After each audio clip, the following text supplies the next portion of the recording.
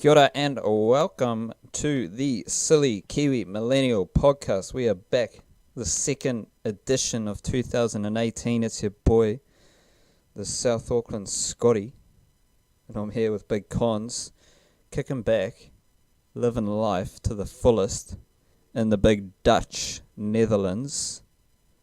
How is 2018 treating you, Big Cons, aka Big Bones? Yeah, that's good, man. Life's good. Life's great. It's warming up a bit. I always seem to reflect on the weather. A lot of Dutch people reflect on the weather also. One of the hottest January days ever recorded in 60 years, I believe. So not much to complain about here. Straight off the bat, you've done one of the most annoying things. And I think we've talked about it previously on a previous episode. Just referring to the weather.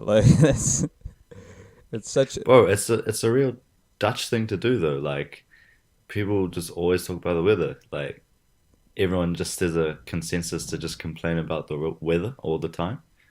Like they're just like, yeah, typical Dutch weather. Like It's the same, and it's like, I think it's just the older person thing because, like, when I contact my parents back in Auckland, they're just only talking about the weather. Like, there's nothing, it's not like there's anything else interesting happening. It's like, how is the weather in Chile? And it's like, to be honest, every day's the fucking same. So, like, I don't know. Like, there's nothing else to, like, say about it. I think it's, like, a general, like, older people thing, eh? Like, oh, they just... everyone talks about it here. Yeah, but, like, It's like in Auckland, it's a shared it's experience. always like, oh, typical Auckland weather as well. You feel like it never changes. So really, what is the point of that question? Well, in Auckland, No, is that what you mean? no, it changes every fucking 10 minutes. So it's like, Oh yeah, no, it changes, but that always stays the same. Is that what you mean? Like the question is redundant. nah, but like Like how's the weather? it's like the same as the Dutch thing. Like everyone's saying, oh, typical Auckland weather. Everyone says typical Dutch weather. Yeah. Like, I think that's a universal, um, boring topic of conversation. Well, but I actually like. I know it interests me to just like.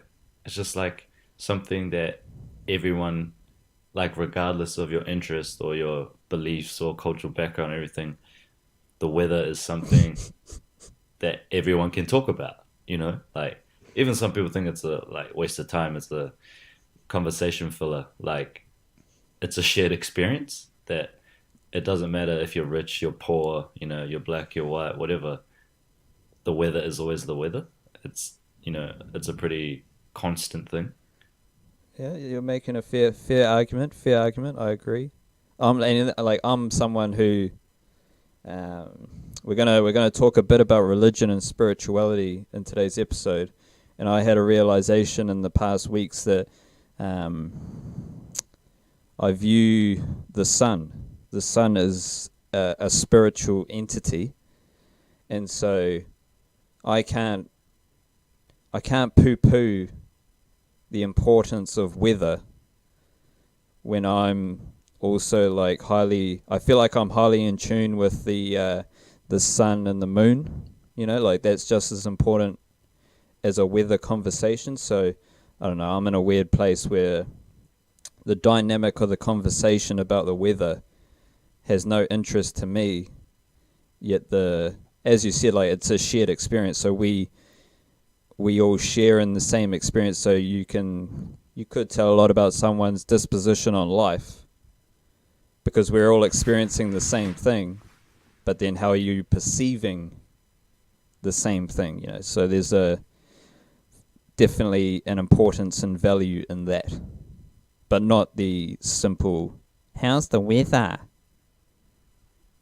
kind of experience. Oh no, yeah. It was you're like muffling in the background. I thought you were breaking out.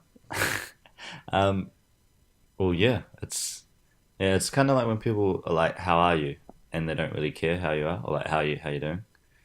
And everyone's just expected to say good or just like, "Yeah, good, thanks," and then it's just like a automated like interaction between humans, and then when you give someone an answer they weren't expecting, they're usually like really taken back by it. So sometimes, yeah, when people ask me how I am, oh, I'm amazing, I'm bloody brilliant today, and they're just like, really? And you're like, how are you? And they're like, well, definitely not as good as you, but it's a weird, like these social cues that we just buy into and take from one another, like the weather and how you doing, and even when people just like, oh, like friends, like, oh, how are your parents, how's the old man, how's the old lady, and it's like, oh yeah, they're good, so it's, I don't know, you can't always assume people's intentions by, oh, he doesn't really care, so I'm just gonna give him a shit answer. Yeah, usually And usually then I go to you, like 0 to 100 real quick, and I'm like, how's the weather? Well, the sun is like giving us life today, and it's feeding the flowers, and then that in turn is feeding me. And oh my God, there's a full moon, and so the tide is going to be a higher tide. There's going to be a lower tide, and so the water within me is going to be higher and lower, fluctuating with the tides. Like that's a bit of a like. If you get into that sort of conversation right off the bat, you might be, yeah, later boat. yeah, it might be the end of the conversation a lot sooner than you Just anticipated. those like surface area conversation. It's so funny, like when someone says like how are you, so in Spanish that's como estás, and you say blah blah blah, and Yeah, then you say, but how are you? And so you say like bien et tu, so that means good, how are you? And then just like sometimes it's like the surprise on the other person that you like rebounded and like asked them how they were, like as if they haven't had someone ask how they are. Like, so yeah, good, thanks. Like, how are mm. you? And they're like, oh yeah, well, yeah, good. And it's like, well, like this is how the conversation goes. Like, I'm interested in you, you're interested in me. Like, it's a two-way street here. Yeah, it's also like a cultural thing too. Like not everything translates into English has the same like meaning or like inherent value to it. Like they say like alles goed here, like all is good, which is sort of like, hey, how's it going? And then you just sort of reply, yeah, yeah, goed, goed, like good, good, like, and then sometimes I'm like, how do I say like, and you too, like, is everything good with you?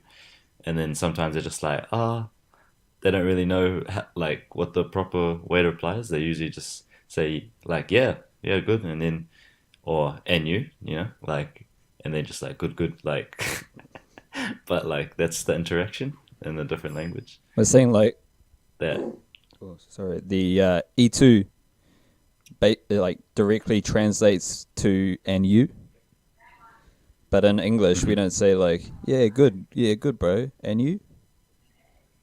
Like it's never like part of the casual dialect. So it's kind of the Yeah, same. It's like in English, it's like, yeah, what about you? Like, I'm good, yeah, thanks. How are you? Like it's you can't just walk around and saying like et tu. But look at us, like you're speaking Dutch, I'm speaking Spanish. We're fucking out here. yo,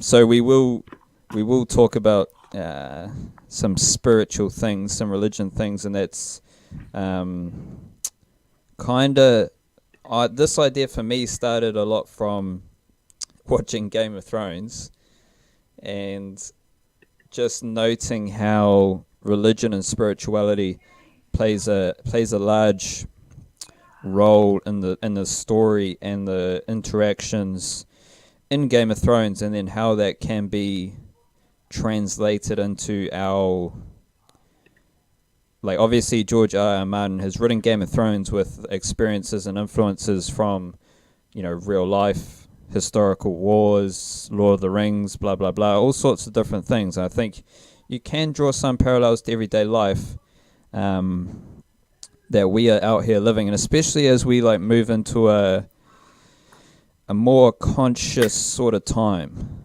So like the seed I'll plant to begin with is that in Game of Thrones, there's the old gods, which is in the north. The Starks, they kind of believe in the old gods, and that's where you get the whole green seer thing. So like when Brandon Stark goes to the weirwood tree, the tree with the red leaves, the white trunk, and it's like it's got the face on it that looks like it's crying. All of that is related to the old gods, and I'll save the whole historical religion yarn about Game of Thrones, but the old gods is definitely more in tune with nature than the other religions in Game of Thrones. Namely, I think it's the seven, or the gods of the seven, or something like that, which is so that my translation into everyday life is that the old gods is, and this was where like my connection to nature and that sort of spiritual enlightenment package comes into it, because it's all about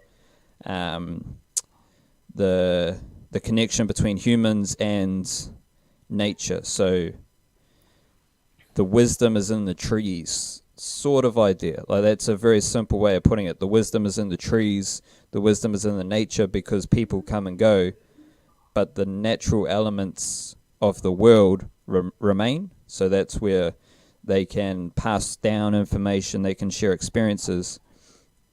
And it's kind of like for me, I perceive that as like a very Buddhist sort of belief, like a Buddhist, and then just general like enlightenment. Like if you can understand the connection between the nature, the plants, the trees, the animals, and then put that into you as well. You're a conscious being. You're made up of the same things as animals and trees, and that perhaps, and when you like peep how trees grow, or you peep how like trees and flowers develop, it's like, for me, I reckon they all have a level of consciousness, because they've got like ways of helping the plants around them, and they react to the sun. They get the photosynthesis, or using the sunlight to grow more, and using the water to grow more, and like there's a level of consciousness there that is for me that's very similar to the idea of the old gods. And then I think you can draw a comparison between the gods of the seven and religions such as Christianity and Islam, where they are very strict on their beliefs, and they are trying to impart their beliefs on other people, and there's that slight lack of connection, slight disconnect towards the nature and the human. So that's a whole lot of shit talking right there. So jump off wherever you want to go. Big Bonds, what do you reckon? It was a lot to process. I just spit flames. Talking about, yeah. When you brought up old gods, what I thought of straight away was like, for Pacific Islanders, like, and Māoris, like their myths and legends about Maui, and like Tangaroa, god of the sea, and Tane, Mahuta, and all that.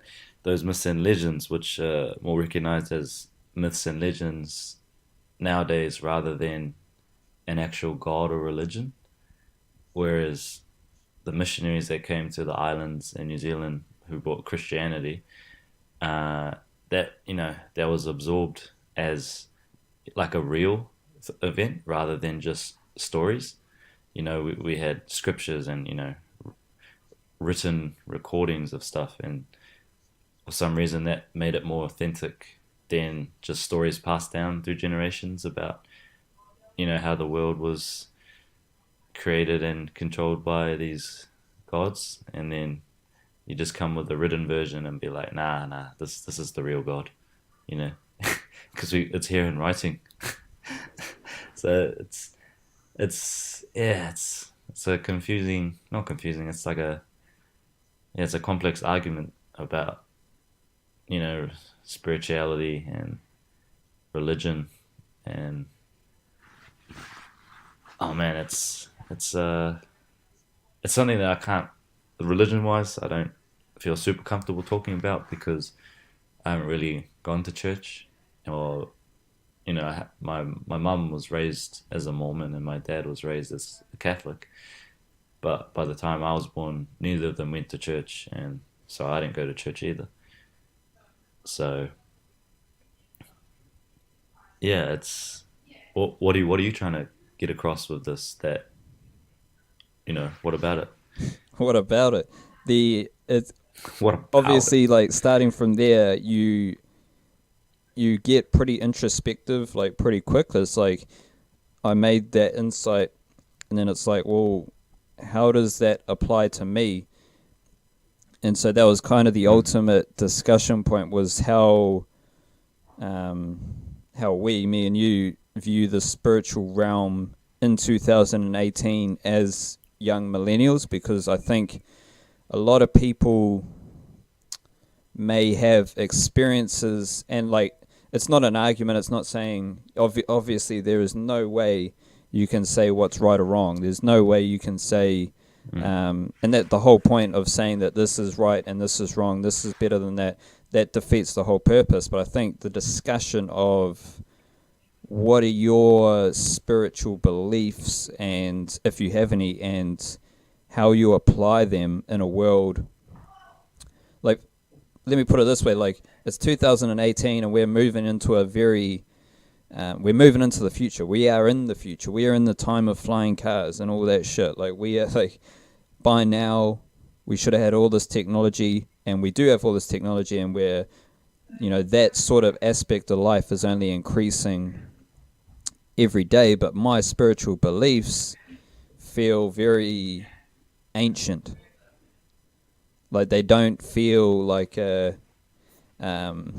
as you said, like, this is written in a book and this is God sort of thing. They feel like a lot more natural, for example. And that's, I'm glad you raised the idea of the connection between the old gods and specifically the Maori myths and legends, the gods and the figures like that, because I definitely think there are similarities. And for me,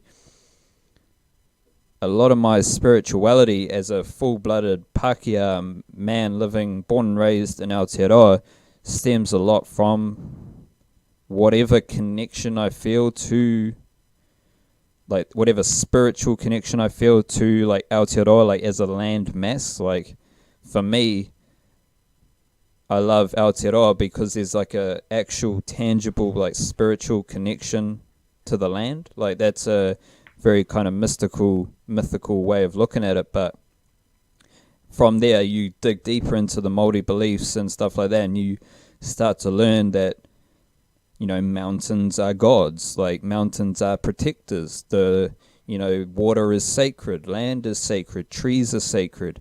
There's a god for the ocean, there's a god for the land, there's a god for the sky. And that gets into a lot of similarities between to the old god theory in Game of Thrones as well. And for me, that's just the most applicable idea spiritually, for me in 2018, is the connection between me as an organism and anything natural, anything land, animals, flowers, plants, like birds, whatever it is. mm.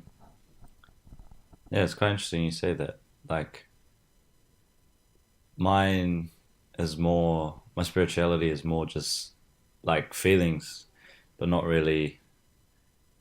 I don't know, maybe it is. I haven't really noticed like that connect. Like, I feel really connected to the land. Like, when I'm home in New Zealand, I'm like, this is home. And I feel like on the same spiritual level as, it's a part of me. But I don't consciously think about, like, the plants and the animals and the rivers and the skies. Like, it's all just a subconscious feeling that, this is right, this is where I belong, and that, it's as much a part of me as I am a part of it. And that's where my spirituality comes from. It's just, like a feeling, an aura, some mana or something, that idea that, yeah, it's really a feeling that you can't describe and you can't really pinpoint to one specific thing for me. Like I believe in the universe too, so it's more like undescribable feelings and just knowing. Yeah, there's not a lot that I in my life that I just put logic aside and just be like, nah, that it is what it is. But this is definitely one thing where I'm just like, it's just a feeling, and it's that's what it is. And I guess that's even now in 2018. I feel like even though I'm away from home and I can make a new home somewhere else, New Zealand will always be my spiritual home, regardless of where I am. Yeah. That's the best way to describe it. Is there's a aura, there's a mana from Aotearoa, like as a landmass and a place that has, like when you think about history, you think about the arrival of the Maori people to Aotearoa. You think of all the animals, all the just the way of life and the spiritual connection between people and the lands in Aotearoa throughout history. And that, I think, the aura and mana is the best way to describe, what comes from the land of Aotearoa, like what you feel when you step foot in Aotearoa, because a lot of people, like, there's beautiful scenery throughout the world. That's what a lot of people don't realize, is that every country has something that just looks amazing, like some natural landscape that just looks beautiful, and you're like, oh my God, what is this? Like, I just said, oh my God, talking about, religion and spirituality. Oh my gosh.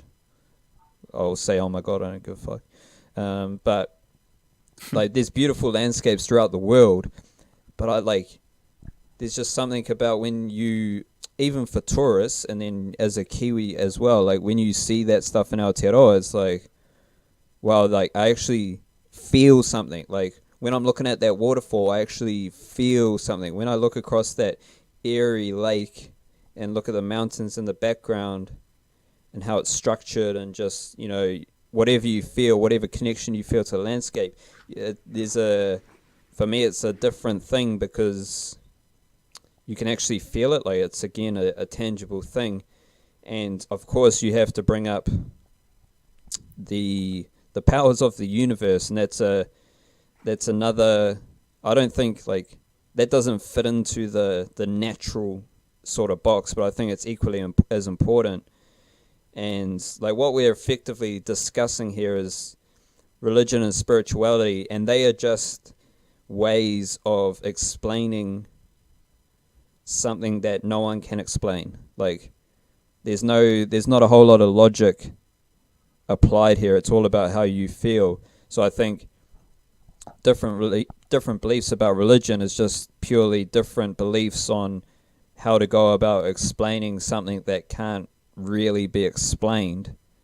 And that's like pretty much the powers of the universe. Like whatever is happening in your life, everything happens for a reason. So how is the universe like directing you towards whatever you need to pursue? And that's an aspect of spirituality that plays a fairly heavy role in my beliefs, as well as the natural element of connecting to the land, the sky, the water, etc., etc. Yeah, definitely for me, like spiritually wise, it's all about NZ. But then I know like other people and their religions and stuff, like I can only describe my feelings, and you can't tell someone how they feel or that they're not feeling something. So if other people get that from going to church, other religions, and that's the best way for them to explain their feelings through a God, and a voice and something, then that's cool. That's their way of doing it. But for me, it's a real personal thing. Like my God, if there is a God or just a being, my like supernatural being, you know, he or she, it doesn't belong in a church or a house, isn't, confined to that.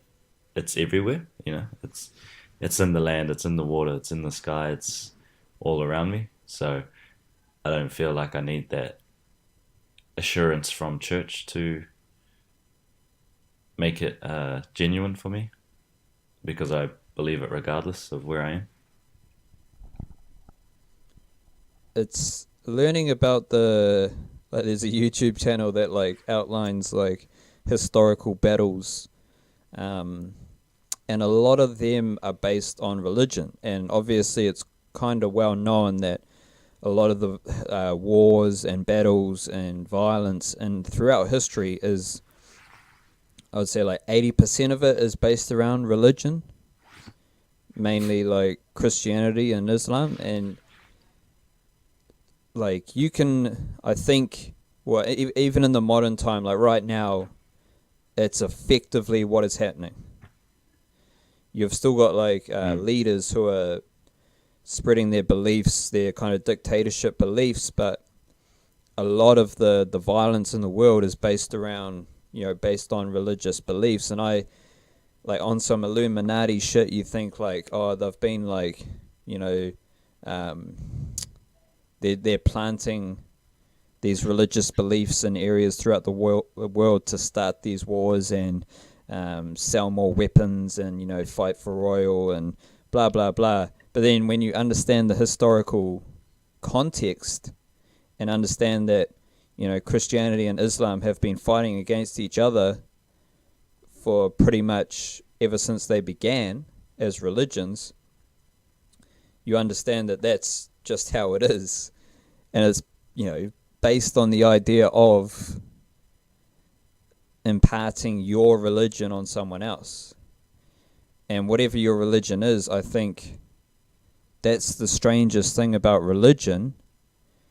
And I specifically say religion because I don't think you can I don't think there's much of a difference between religion and spirituality. Like they are effectively the same thing, but it just doesn't feel like you can impart your spirituality on someone else, because spirituality is your spirituality. It's not like there is a spirituality. Like for me personally, when I talk about spirituality, I only think of like your personal spirituality. Whereas there is a religion called Christianity. There is a religion called Buddhism. It's like, but there is no spirituality. It's just how you perceive spirituality.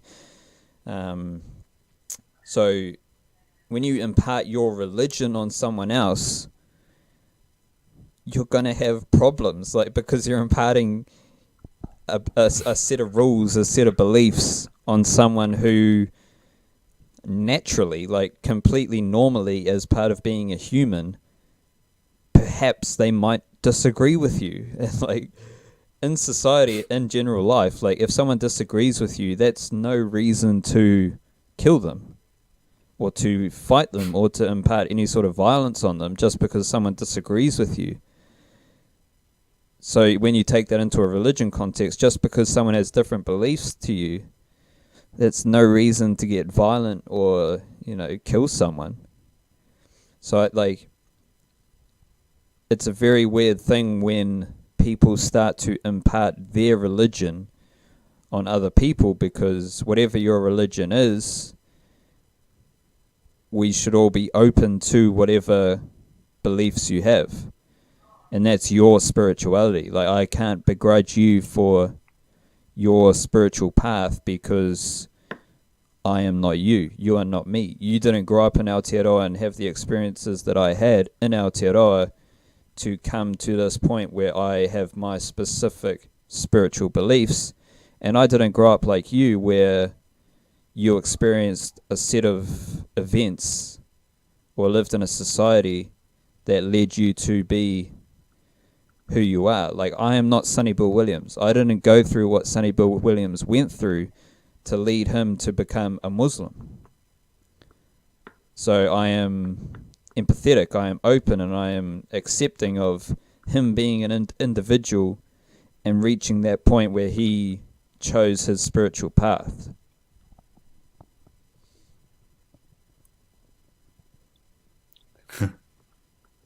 Yeah, it's you don't even need to be violent. It's even like missionaries just coming across and converting people. Indigenous cultures to the way of Christianity. And for me, it's always just like, how the hell do all these islanders in the middle of the Pacific believe in this God, in Jesus, who was in like the Middle East or wherever? Like, did they think he was really thinking about them from over there? Like, did he know they existed? Like, and it was just, yeah, it just feels like they're sometimes taken advantage of, bringing those ideas across because, you know, they were more advanced, these cultures, they got big ass boats and shit and, more fancy stuff and big books with writing in them and words and shit. And, to the indigenous cultures, which were more, primitive to the, the Western ideas and Western cultures that came across with the religion, it's still like, you tricked them because you're more advanced. And so, oh, well, we should believe you because, you have medicine and you have, other, stuff that we don't have. So, but now it's gone on so long that, and religion is so tied in with the Pacific Island, Polynesian, Maori, like even Maori culture to some extent, that it's, religion is also now seen as Pacific Island culture. The two are connected, even though those aren't the original gods of the Pacific, and those aren't the original values and ideas of the Pacific, but they've been adopted and, held on to very strongly. And I know it'd be interesting to find out why, like, in an anthropological sense, why they've stuck so strongly to these religious beliefs, and why it's ended up becoming such a significant part of the culture when it was only introduced, a couple hundred years ago. A couple hundred? No, like, yeah, just over 100 and something years ago.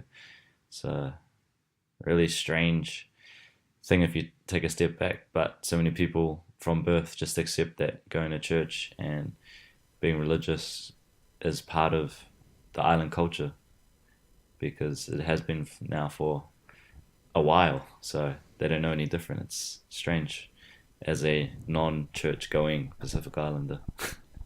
Well, yeah, so from an external perspective, like I'm far more fascinated and interested in what Polynesian spirituality looks like minus any sort of Christianity. Because we've just talked about the spiritual, beliefs of Maori culture, and even Maori culture, those spiritual beliefs have been impacted by Christianity. And I use Christianity, like I'm not too well versed in all the different branches of Christianity and blah blah blah, so I just say Christianity. But like the colonization religion of Christianity, surely that would have a direct impact on the spiritual beliefs of Maori people, like, and you can kind of sense, and I can sense this in the Polynesian as well, there's an angst towards colonization, which is 3,000% fair, like fair and granted. And if you talk to a Maori person who is big on their personal Maori spirituality, I suggest they would, talk fairly and negatively about colonization and Christianity impacting their Maori spiritual beliefs. And I get, just on a slightly different tip, I get a sense of like anti-colonization from Polynesian people, yet they are so big into Christianity and the church, and that takes away from their Polynesian spirituality, which is far more, for lack of a better term, like natural. Like maybe it's natural because Christianity was meant to arrive the in the Pacific Islands. Like, who's to say what was meant to happen and what is right and what's wrong? So maybe that's what was meant to happen, and Christianity has had a fantastic impact on Pacific Islanders. But then you get a lot of angst towards colonization. It's like, well, the major thing that colonization left has been widely adopted by Polynesians, not only in the Pacific Islands, but in the United States, in Aotearoa, in Australia, and throughout the world. So for me personally, I'm like, well, what is Polynesian spirituality? Like, what is... I know the basics of Maori spirituality, but I've got no idea like what Polynesian spirituality is, because basically now Polynesian spirituality is Christianity. I have to agree with you there. Like, there were, like, I know in Samoa at least, there were, like, the Maori gods. They had the same, like, different names for them, but the same ideas in the Pacific too. And that's all been lost to colonization and Christianity. And no one's bothered to record it or keep track of it because everyone fell so in love with the idea of Christianity. I think they came in to the islands and were treated with respect. Like, the islands, have been like a ruthless place sometimes, but also like a very welcoming place. And, seeing these fair-skinned people come on boats, the type of boat that you've never seen before. It's not an outrigger, it's not a canoe, not a waka. So it was more intriguing. Like, what are these guys doing here? What do they have to say? And then, they learn the language, and then they teach about the values of Christianity and stuff. And I guess pretty much took over the culture in that sense. Like, they couldn't take over the culture by making them, do things you do in America or England, because, we're in the islands. The country's much smaller, the climate's different. But religion is one thing we can use to like control, but, not, in a way, just like control them, because we'll make them believe in what we believe in, and then they'll join us. Why we're not trying to make enemies here, we're trying to, bring everyone together. And so the traditional spirituality of the islands has been lost, and it's all, Christian based religion and spirituality. Like how the Fijian rugby league team always sings a hymn before they start the game, and then I'm pretty sure their national anthem's in English. Like, and then the Tongan people are very religious about going to church. I don't even know how to like talk about it, because I just feel there's such a lack of information about the way it used to be. And I guess because New Zealand was discovered later, and the Maori culture, I don't know, it's sort of, it was colonized towards the end of colonization, when people, the world thought it wasn't such a good idea to do that stuff anymore. So the Maoris got a better deal than a lot of other indigenous cultures around the world. So it's sort of like a duality in New Zealand, where they kept strong to their roots and their traditional Maori gods and beliefs, as well as adopting Christianity as well. It wasn't a total takeover. Whereas in the islands, a smaller population and, smaller areas, that it was just easier for the ideas of Christianity to take over, which I guess what happens and makes discussions like this kind of hard to have, because I don't even know where to start about it. And it's like in Auckland, there's probably, I reckon there's just as many quote unquote Polynesian Christian churches as there are Pakeha Christian churches, which is, well, for starters, like the fact that like some churches are strictly not for like any like rules or regulations, just because of the way society is.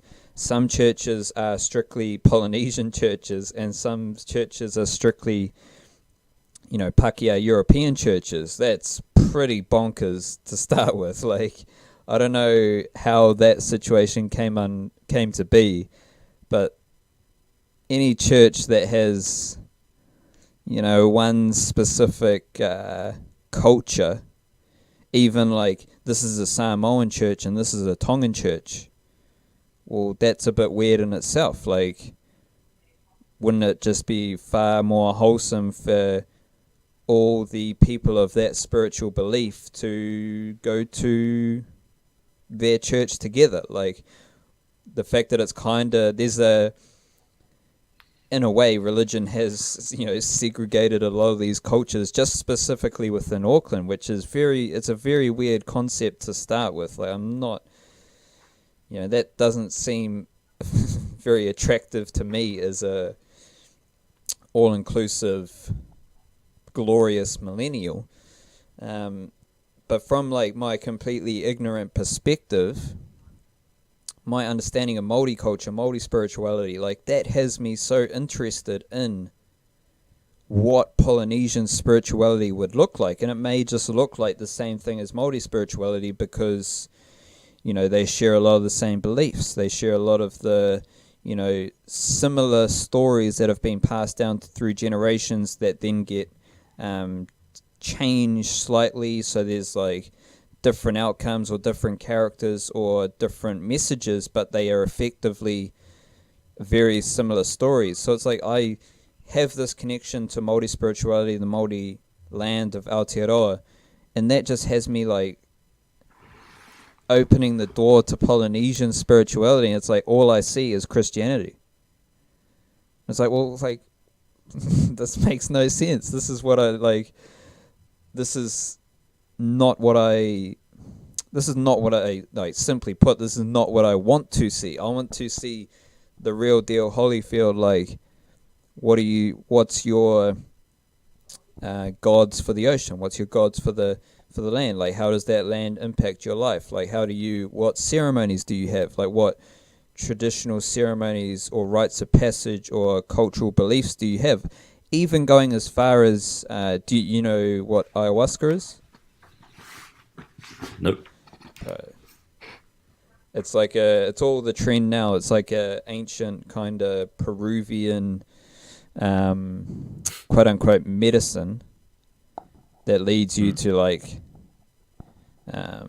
basically a massive like trip, like you have visions and you have like all sorts of shit. So like a lot of people from around the world, they go to Peru to take ayahuasca, and then they have like an experience sort of thing, like similar in a church or? In like a Peruvian kind of ancient vibe sort of setting. And they have like a ritual, like you got to do this, you got to do that. They have shamans, like that sort of stuff. Like it's all the rage, and I'll probably get amongst it. Like similar to how like if you take mushrooms are a completely natural thing. They grow on the ground, and then you have your experience. So it's a completely natural thing. And the ayahuasca is like a sacred ceremony where you have your personal experience on the medicine. So like, is there some sort of Māori / Polynesian version of that? Like, yes, there's kava, but is there some sort of like, is there some sort of medicine or food or beverage that gives you like visions and you trip the fuck out? Like, Polynesian culture has the same relationship with nature as a lot of the other indigenous cultures. So like my imagination just has me thinking like surely they would have had some sort of medicinal natural thing. Like we barely even know about like Maori medicines. Like that's not a widespread piece of information throughout Aotearoa. It's like if you walk through a forest, do you know what purpose each plant serves? As a Pākehā in Aotearoa, I've got no fucking clue, and I doubt that many modern Māori in Aotearoa have an idea as well, but they would definitely have an understanding, like in Māori culture, surely they would have an understanding of like, you use this plant for this purpose, and then you use this plant when you have this, and if you want to do this, you need to use this plant to fix that. So how does that apply to Polynesian culture? Like it just seems like such an untapped pool of information that for someone who has an interest in Māori spirituality, like, it doesn't seem like it's being utilized because it's kind of hidden away behind Christianity, to my belief. Yeah, that's interesting. I never thought about that. But like kava, you have kava ceremonies is a proper way to do it. But yeah, before the Westerners came with their own type of medicine, when people got sick, these cultures would have had a way of dealing with it.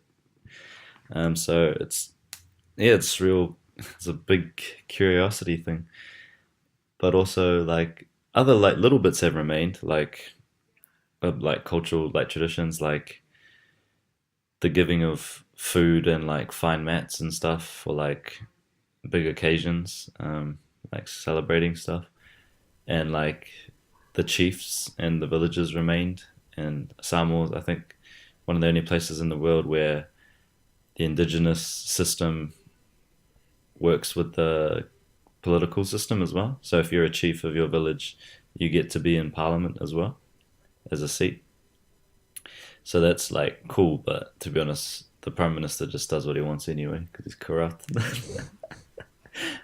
But yeah, it's kind of sad. It makes me sad that we don't like, even if it didn't exist anymore, that we don't know about how things used to be, and traditional natural remedies for stuff, and like, yeah, it's a shame. I think it would have gained a lot of popularity right now if it was more accessible, or there was more recorded history about it. Because I mean, people now these days, millennials, are all about finding natural things and all this like abstract culture stuff, blah blah blah.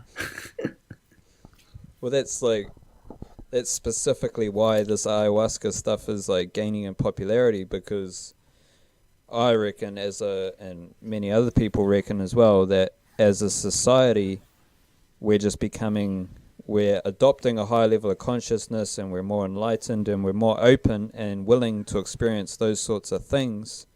And so I definitely think like if you could expose some sort of ancient spirituality of Polynesian culture and or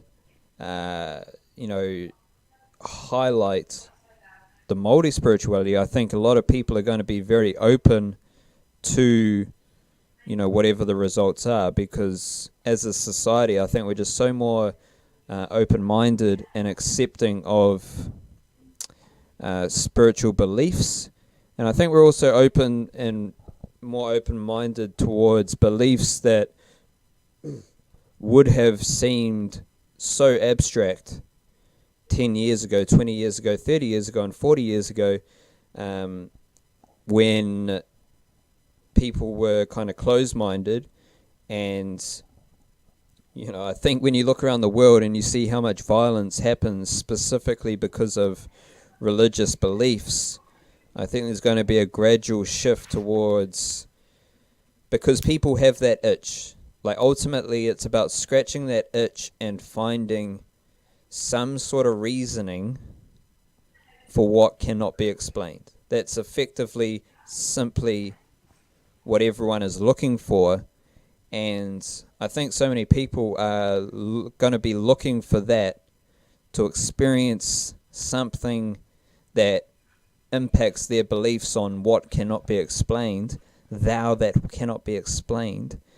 They are going to be embarking on that journey, and they will want to do it in a way that doesn't bring out, violence and negative stereotypes that we see around the world that is causing a lot of, negative energy in the world today. Like, I think people are just going to want to experience that journey in a different way than has traditionally been experienced.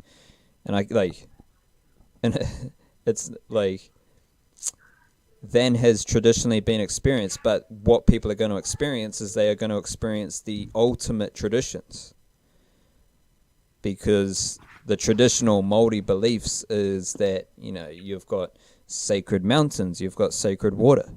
Traditional Peruvian beliefs is that you have an ayahuasca ceremony. Like, these are traditional beliefs, but in a weird way, people are moving away from the traditional beliefs of bada bing, bada boom, here's a set group of religions that you need to adopt. And they are going to go even further in history to find different traditions that are more suitable to today's day and age. Yeah, I think it's also like a development thing too. Like, religions evolve, like all those New Age churches in, especially in Auckland and stuff. Like, it's, things that were traditional, that were the way they were back in the day for Christianity, just don't work now. Like, it's not acceptable to do things like that anymore. And as people become more aware and open to other ideas, it's sort of, in like these traditional ideas, it's kind of cool.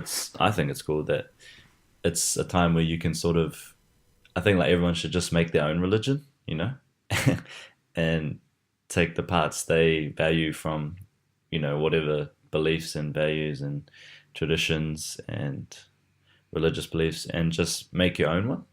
Because there's so many parts that I respect about different religions and traditions, elements of them, but I can't just fully pledge myself to that one religion, because it's denying these other things I believe in. It's sort of like my culture identity. I can't just say I'm Samoan, because then it denies all the other cultures that I am. And, I'm not a full Samoan, so I'd never use it in that sense. So as people become more mixed, traditions and religious views and ideas become more mixed as well. And I think we're seeing a lot of, like you said, like sort of experimenting, not like trying to find, traditional cultures and natural things, but at the same time evolving already existing, religious ideas and stuff, which is, I guess, human nature and moving forward and development into the future. Who knows what the state of religion will look like in 50 years, But it's not like, that's the scary thing, is that history repeats itself. Like, I've been far more interested in history in like the past 12 months, and like just learning about history leads you to believe that history cycles just keep repeating themselves. And so it's just like, I'm a huge world spiritual optimist, and so I think we're all like on this enlightened path. There's a higher level of consciousness, blah blah blah. But then at the back of my mind, I'm like, fuck, but history just keeps repeating itself. So we're just going to have like all these religious wars. Like, how does that history apply to this like kind of utopian situation that I think could perhaps play out? So yeah, I don't know. But if you don't see yourself like as Samoan, like what do I refer to you as? Oh, well, like I'm half Samoan. Like, it's just like I'm not entirely So Samoan. like, but Just what do like you want me to refer to you as? Like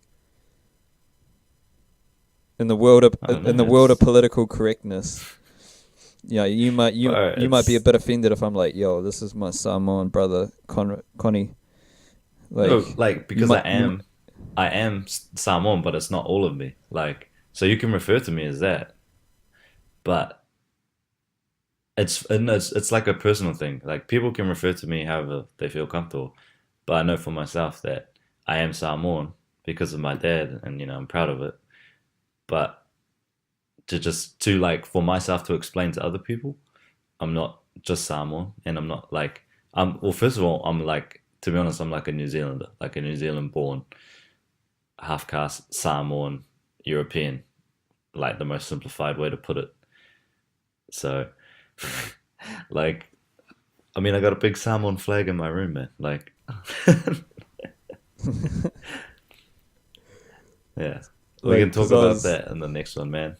Identity, because that's something ooh, that's really culture identity, and when you just, yeah, we'll say that for another one, man. That's a big area of contention for me. well, it's a very interesting one because I refer to myself as a Pakeha, and I specifically do that Hmm. because it's a Maori word, Yeah. so I don't view myself as a European. I view myself Mm. as a white person in the eyes of Maori, which is a fucking weird Mm. context, a conversation. So we'll definitely have that conversation. But yeah, I was like, if Mm. you've got if you could wrap it up into one word or something. Not your. This isn't your piece of advice, but get your piece of advice ready for the last word from Big Bonds. But I think you could just sum up yourself as a Polynesian, like, and I don't think that's part of the identity conversation as well. But like, I'll just refer to you as what's like. If I refer to you as a Samoan, like you don't obviously don't get offended and blah blah blah. But like in an ultimate world, Mm. how would you like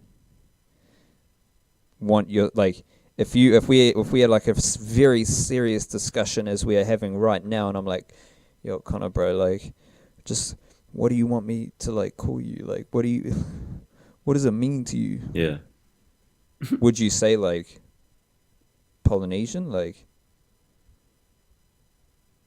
Yeah, but I'd have to be like, and it's like a New Zealand Polynesian, like, well, because that's that's where I was born and raised. Like, New Zealand's part of Polynesia, right? Like, it's yeah, like technically, but the way people view it, because of what, like 70% of our population identifies as some part European, like from the last census, I but think. then So the like, land is part and of like the Polynesian kind of vicinity. Like, yeah, but like the population, it's it's a like European. It's a it was pretty the much colony. like a European Maori country, but Yeah, I think like a lot of it stems from like the Maori people are Polynesians, and it's the landmass is part of the South Pacific where a lot of other Polynesian countries are. So like yeah, yeah, like logically and technically, but also like I say New Zealand because that's the way I was raised. Like I could be like an Australian Polynesian, and my values would yeah. be different to being. It's sort of like a prefix to help, you know, help other people work out who I am. Well, that that might make me a Polynesian Pakeha, Yeah, maybe. if you want to be. What's your last word of advice for the beautiful silly Kiwi millennials listening throughout Aotearoa, throughout the world? I'll just take it back to that idea about religion. If you're a good person and you follow your values, you don't need to go to church to do that, to prove that to anyone. If you know that yourself. So basically, going to church doesn't make you a good person or a bad person. It's all a personal thing. Well, that's my idea. You can wrap it up nicely with some nice wrapping paper and a little bow. Nah, like, I think the last word you said there was thing. And I think thing is a very important word when you're talking about religion and spirituality. Because ultimately, we're trying to, as I said many times, we're just trying to describe a thing. And we've come up with a whole bunch of different ways, different connections, different beliefs to describe a thing. Because ultimately we've got no idea what the fuck this thing is. So I think thing is a very important word to finish upon. Mm-hmm. Do the thing. Do the fucking thing as well as you can as a millennial into today's society. Big bonds. The South Auckland Hefe. Hey, yo. We're out here. That's another silly Kiwi Millennial podcast. We'll be back. You won't know when, but you'll see if you subscribe on YouTube. Oh my god.